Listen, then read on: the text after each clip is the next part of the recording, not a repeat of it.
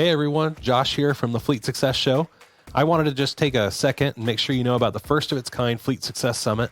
It's happening right here in Phoenix, Arizona on April 20th and 21st. It's a 2-day event. It'll be unlike anything you've ever seen before in the world of fleet. We're bringing 12 speakers to the stage to share the best in business, leadership, culture, and technology, not just from fleet, but other industries as well, all to help you drive success in your fleet. Go out, grab your tickets, register to attend at fleetsuccesssummit.com.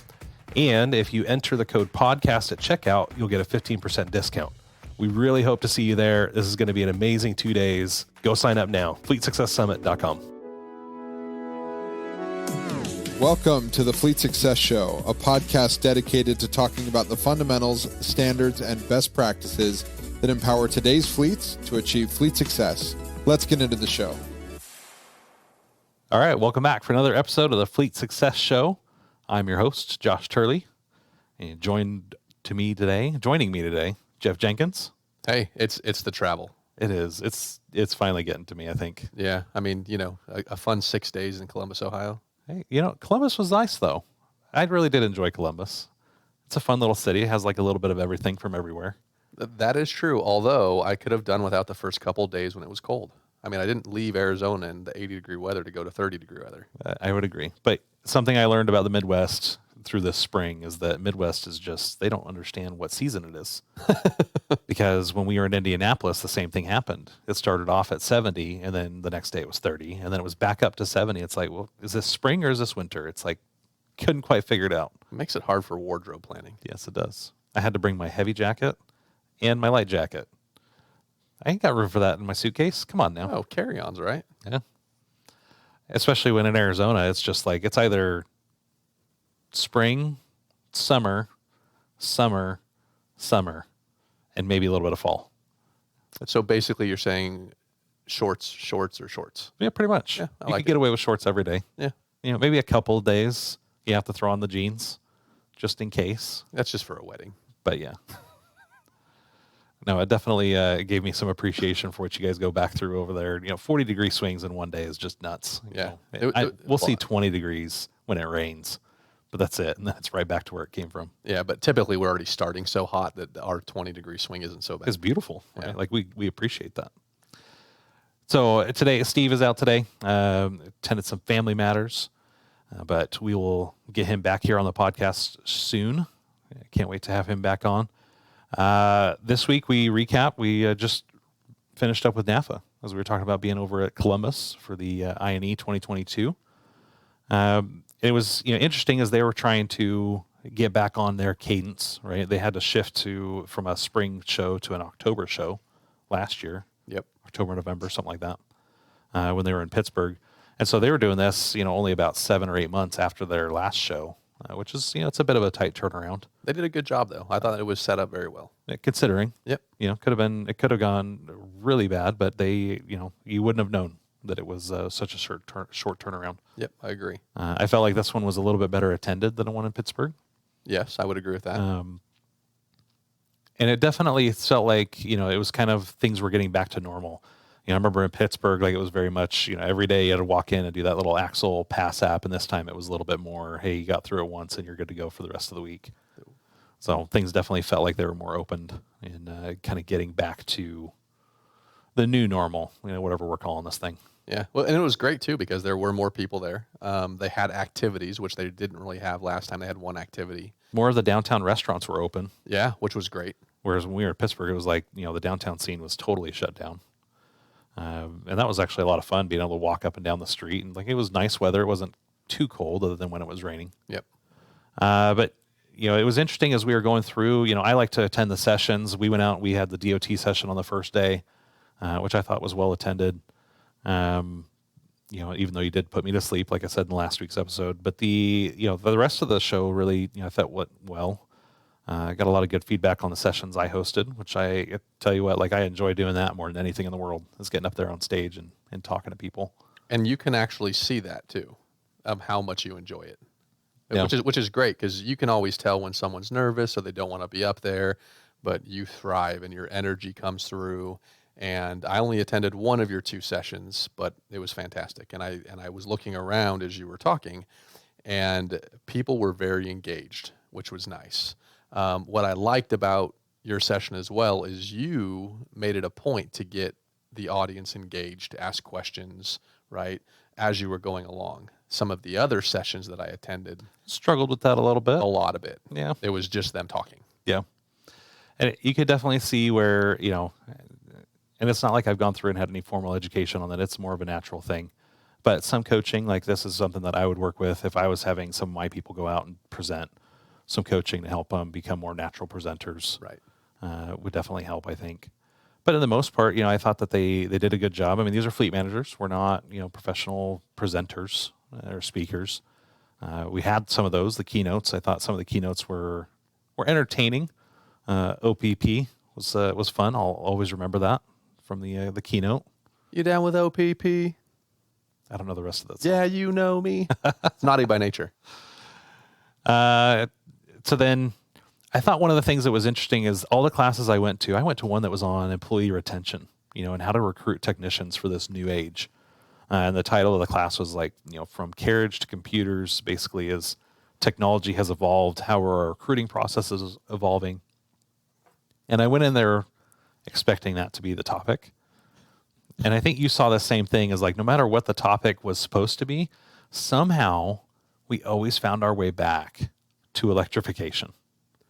Amen. Like that topic came up in every single class, no matter what the class was supposed to be about somehow. And I don't know like what was going on, if it was in the water, if it's just because of the craziness of the fuel prices. Everybody's very, they're talking about electrification right now. A lot of people are talking about it as in we're not doing it. But there's a lot of people talking about it like, how on earth am I going to implement this? Because I've got city administrators, I've got customers, I have stakeholders all breathing down my neck to try to manage the fuel price crisis. Well, and I think that's driving a lot of the fear and panic right now in that discussion.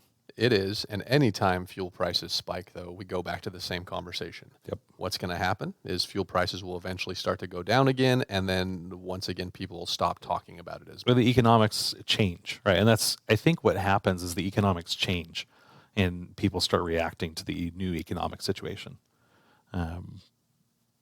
It's interesting is that the conversation itself hasn't changed that much. No. Right. Like, and I actually heard this several times during the week, and I thought it was the same person saying it, but it was a different person every time. But talking about electrification, and the easy part is buying the vehicle. That has always been the easiest part, and it's the one that's like the least of your worries. Yes. If you can find availability. If you can find availability, but you have the same problem with ICE engines right now. You right? do. Yep. Or say the ICE engines. I feel like that's redundant. Internal combustion engine. Anyway. ICE. ICE. Anyway, so what I thought was interesting was it still always comes back to infrastructure and working with your facilities people every single time. As the amount of infrastructure cost to get power stations, to get charging stations, to get reporting capabilities and those kinds of things built into your grid, to have the types of power support behind you, right, from the from your power company. Yep. Because they're not quite ready for this wherever you're at, and especially if you're in a rural environment. There was a whole conversation around utilization and understanding electric will not be for every role, and I think that was a bit of a balloon popper for some people. They didn't realize, no, like you really do have to do utilization studies and find out, no, that's a heavy use vehicle. That's 200 miles a day. You're not putting that under an electric duty cycle. Nope. You're 15 miles a day. Yeah, we could do electric. Of course, Mark, Steve, and I would all ask, and you would ask the same thing.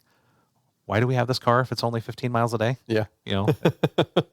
We rented a car in NAFA thinking that we'd be driving over, and I think I saw that car twice when I got to the hotel and when I left the hotel. It was one of those things like, oh, we probably shouldn't have done that, because we're usually pretty good about doing Uber. And I think more and more we're going to start seeing that shift to mobility as a service instead of owning that vehicle outright. Just as a part of a right-sizing initiative. Especially in larger areas with a denser population. Yeah. I mean, you've already seen that switch a little bit. But, as we're talking, it's funny because we're talking about a lot of electrification at this, and then all of a sudden that same week, the governor of California comes out and says, we're going to completely limit all new car sales that have a gas engine or a diesel engine by 2040, 2030, 2040, whatever. I don't remember what the date. You say limit or eliminate? No, eliminate. So they Okay. will no longer be, you're no longer be allowed to buy a new vehicle that operates off of fuel. Huh. Everything's going to go electrification. And in my head, I can just think about all the things we've already talked about when it comes to infrastructure. They're gonna have to embrace nuclear again. That's the only way that they're gonna be able to do it. Well, PG&E is such a mess, and that's their main power source. Right. I mean, it's Right. I mean, they have a massive issue over there in California. You know, like every summer you hear about it, the rolling brownouts and then the fires. And somewhere in between there, this same grid is supposed to handle this right, influx of cars that need to be charged. I will say I did see something cool at the trade show floor, and this is the second time I've seen this one. Did you see that portable solar charging device? Yeah, I've seen that where they can set it up at a parking spot. What is it? Beam, I think is what it's called. Yeah. So cool. The fact that it's just portable and you can put it anywhere. Yeah. Well, and that's something that a lot of rural agencies really have to figure out, Yep. right? Is how do we get power when I've got a fire truck that's out in, doing the wildland fires. We get a lot of wildfires out here in the middle of nowhere. How do we keep vehicles that are electric charged? One of the cool things, Razor is coming out, the side-by-sides. Yeah. They're coming out with an electric side-by-side. Really? Which is fantastic. Like, that's just cool. That is cool. I didn't know that. It's still a ways out, but Yeah. that's be one of those things, they use those when they're fighting wildland fires to get over rough terrain and things like that an F-250 wouldn't be able to do. Right. And haul their gear and all that. But having that electric, it's one less heat source, less likelihood to cause another fire while they're out fighting the fire they're doing. But how do you charge that?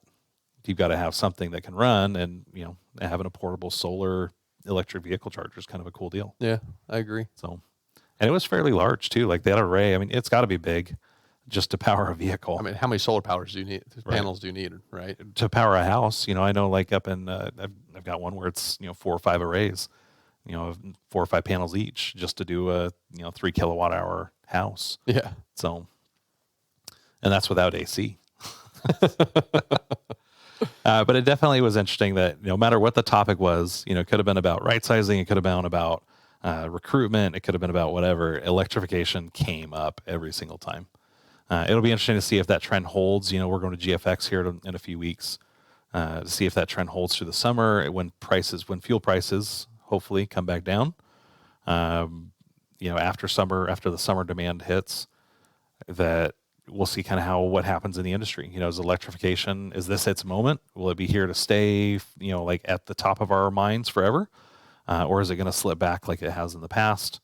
I have a feeling like this might be kind of the push it needed to become more forefront. I still think, and we go back to a podcast episode we aired, oh gosh, it's been a few months, but, doing electrification I'm still pragmatic about that.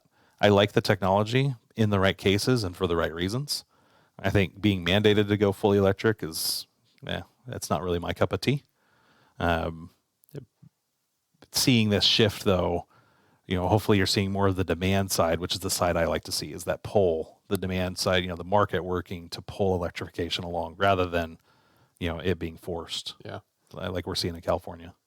Yeah. And not everyone can afford it. I mean, when you talk about fuel prices right now, how much more does it cost for an electric vehicle versus for a combustion engine vehicle? And Well, I think that's why you got to be pragmatic and look at the economics. It's not just fuel price. And this actually came up in one of your sessions. I was talking about, the cost of an electric versus the cost of an ICE. Yep. Like that actually reminds me, the old days we used to debate, well, should I get a diesel or a gas engine?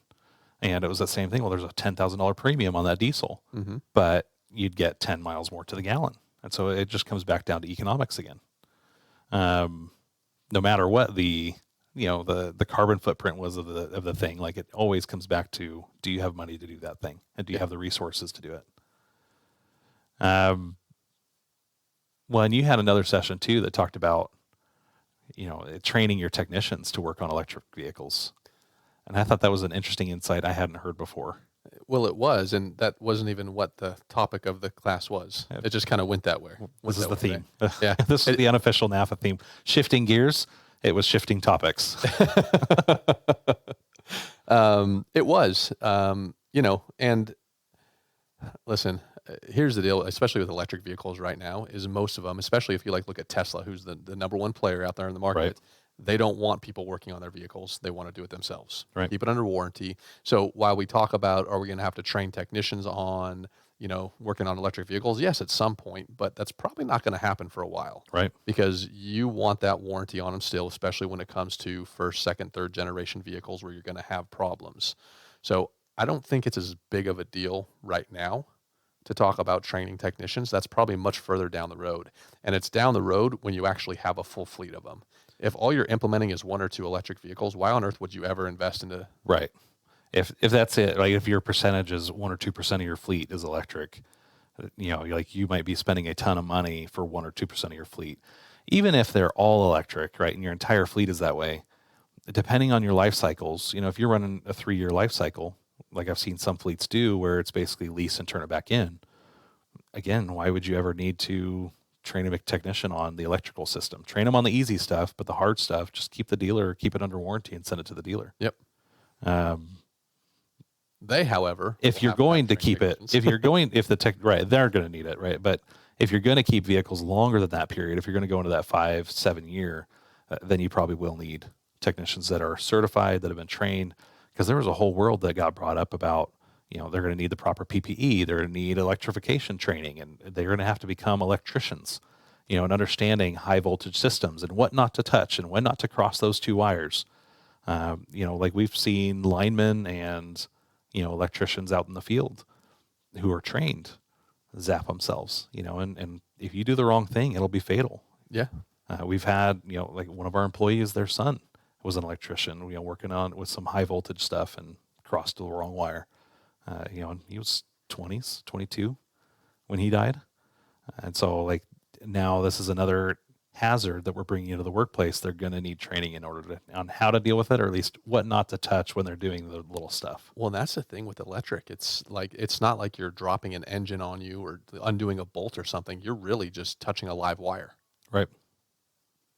So that could be exposed because of irregular wear some part of the vehicle, as you're going down the road. It's not your normal 12 volt system or 24 volt system. It's not. So yeah, I mean, there's going to be whole new OSHA safety standards, all kinds of stuff that's going to end up coming out. I mean, there's a whole new world when this starts to get a lot more popular. Speaking of batteries, so I don't know if you saw my LinkedIn post the other day, but I heard this joke and I wanted to share it with all. I shared it on LinkedIn. And, I think I caused the whole place to burn down. But was it a dad joke? It totally is. It's a double dad joke. Oh, well, let's do it. So I went out and I checked my battery and I found it had 2 lumps on it. Right. So sometimes you check things and it's got lumps, you got to go get it tested. Right. So I went and got it tested and it came back positive. Oh, Jesus. They're pretty sure it's terminal. Oh my gosh. All right. Listen, I'm not going to laugh. Sorry. I can't give you So one of our guys on the flight over told me to watch Jungle Cruise because he laughed at the dad jokes that were in there. I'm just going to tell you, I thought it was the stupidest. Those jokes are the best. They were terrible. That's why they're so terrible. They're the best. Oh my gosh. I can't do it. Oh. Listen, if you knew my dad, you would understand why I have the hardest time on dad jokes. Yeah, you know him. Your dad tells terrible dad they're jokes. so awful that every dad joke to me is just terrible now. I don't know. It's terminal. You know which rock is always feeling underappreciated? We always take it for granted. Oh, Jesus. Oh, my goodness. I don't know, guys. If you're listening and you turn off right now, I understand why. Because you don't want to subject yourself to more of that. All right, I got one more. Okay. Last one. So we're out in Arizona, right? And so we have a lot of Spanish speaking here in Arizona. Uh-huh. It's one of the things I love about our community. And so every time I get together with my Spanish speaking friends, I like to tell them mucho. It really means a lot to them. You couldn't help but laugh on that one. You've said that so many times, and I think every time you've said it, I've laughed. I don't know why. Because it's funny. It never gets old. Right? It's mucho funny. Mucho. All right. Well, anything else we were hearing as we were sitting at the booth? Things that we were hearing from the customers and and prospects and just people attending, other vendors that were there. So I actually want to just say thank you to our listeners, because I had a lot of people come up to me and tell me that they listen to the podcast and that they appreciate the podcast and the things that we're talking about. We sell software, fleet maintenance software, right? That's why I go to the trade shows to talk to people about that. And I hear a lot more often about how appreciative people are when you talk about the 4 different pillars of fleet success, because it's not what they're used to hearing and being involved in with fleet. So it's really a breath of fresh air for them to talk about something that can be relatable to what they're doing, but is not necessarily a primary function of their job in their minds, is the way it's been taught in the past. Yep. Oh, and that's why we did it. Right? I mean, it's kind of the whole purpose of why we started the podcast. It's why we wrote the book. It's why we've got our summit coming up this week. Essentially tomorrow and Thursday. Yeah. Is because of that. It's because nobody else was talking about it. So, we felt we had to. Well, but it's a great confirmation when people come and say something about it. Yeah. Like, I'm very humbled every time someone comes up to me and talks about something they've learned on the podcast or how much they appreciate it. Or, I wait every Tuesday for an episode to drop because I can't wait to hear what you guys talk about next. That to me is amazing. Yep. So thank you to the listeners, and thank you to you guys if you've stuck with us. This is episode 52. It's been a year. We've had a year's worth of episodes come out. And I've seen other podcasts, they're like doing seasons, like they don't do weekly episodes. They only do it for like a short little time, because I guess it takes them longer to figure out what they're going to talk about. Maybe they don't speak as off the cuff as we do. They're not as creative. Nah, I don't know. It's not like we put a ton of energy into this. We're way less sophisticated than you guys give us credit for. But it's been a lot of fun doing this for the year, and we're just going to keep going with it. So with that, I do want to remind everybody, it's like, this is it. Fleet Success Summit kicking off tomorrow here in Mesa. I'm excited. I'm a little nervous. I'll be honest with you. But I'm nervous because now I'm speaking and I'm presenting. Right. Well, it's nervous, like first time dad. Yeah. What do I expect and how's this thing going to go? And we've never done this type of event before. Well, and it's our show, right? So you want it to resonate with people. You want them to walk away. How's the message going to be received? How are the speakers going to do? Is anybody going to get up there and just like totally, bomb? Oof. Hopefully, crossing fingers, knock on wood. Everything goes well with that. We've got a great lineup. I really have a hard time believing anybody that we've got is going to bomb. I totally agree. This is an all-star cast of just thought leaders. And so it's going to be great. Yeah. So, we've got just a ton of people coming. I know I'm kicking things off tomorrow, doing a little defining fleet success, talking about a lot of stuff you guys are familiar with here on the podcast. But Steve's going to be speaking, you're speaking. From Fleet, we have guys like Mark Rogers, Facundo Tessara. We have Paul Loria coming in, who I'm excited to hear from. You got Mike Braband, who I got to speak with on Tuesday, which was awesome last week. Yep. Talking about, using social media to advance your career, which I thought was a fun session. If you're not following us on LinkedIn, you should be. Missing out on awesome jokes like your battery is positive and terminal. But I'm also really excited. You got Mark Rogers too, also a Fleet background. I'm excited for the non-Fleet people, which I think is where it's going to be really interesting to see how these ideas all conflate. Ed Smith, I totally forgot about Ed. Sorry, Ed. But we've got Sam Bradford and Brett Gilliland, two people that are very non-Fleet people, but have dealt with a lot of people management, people engagement, how to get the most out of your people and your team while giving the most to them in return. I'm really excited about Kristen Hadid. I read that book and really enjoyed everything. As a fellow millennial, as somebody who's gone through a lot of the challenges that she's went through, it was fun to hear how candid she was in that experience and her stories. So I'm excited to hear her share some of that. We've been talking with her about, the state of the industry and some of the challenges you guys are having, specifically with finding techs and technician engagement and that kind of thing. So I know she's come with her A game, ready to fully loaded to give you guys some awesome nuggets. So I don't know that anybody could come to this event in the next 2 days and walk away empty-handed. Oh gosh, no. At the very least, they're going to be fed well, but they're going to really come away learning some amazing concepts, principles, and even some tactics on how to implement them. So I'm excited for everybody who's going to be able to participate in that and hear and listen and be fed the next couple of days. Yep, I'm excited too. I'm excited to talk to the attendees, see what else, like other things are on their mind, maybe different topics for our podcast. It'll just be a good all-around event. Like, I'm really excited for it. All right. Well, that's going to do it for us today. If there is still time, if you want to come down and register tonight, find a flight, drive, whatever you want to do to get into town.